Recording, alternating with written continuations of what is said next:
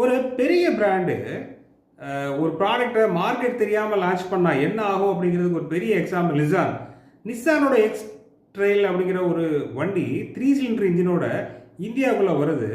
அது ஃபாரினில் தயாரித்தது அங்கே வருது. அதோட காஸ்ட் 50 லட்ச ரூபா. 3 சிலிண்டர் 5 சீட்டரில் இன்னைக்கு கியாவில் என்னென்ன அப்டேட்ஸ் இருக்கோ எல்லாமே அந்த வண்டியில் இப்போ 2024 லான்ச் பண்ணுறாங்க. ஒரு 150 வண்டி தான் வருது.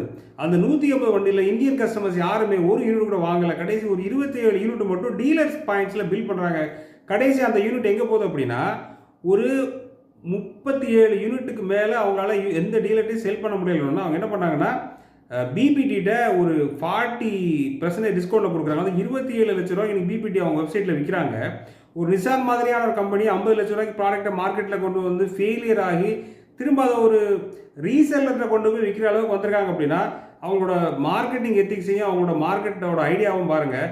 அதனால தான் இன்றைக்கி நிசான் ஜப்பானில் இருக்கக்கூடிய அவங்க ஹெட் குவார்ட்டர்ஸுமே விற்கிறாங்க. ஏன்னா அவங்களோட எக்ஸ்பெண்டிச்சர்ஸை மேட்ச் பண்ணவே முடியல. அதனால் நிசானோட ஹெட் குவார்ட்டர்ஸை விற்கிறாங்க. இதோட நிற்குமா இல்லை இன்னும் தொடருமான்னு பார்க்கலாம்.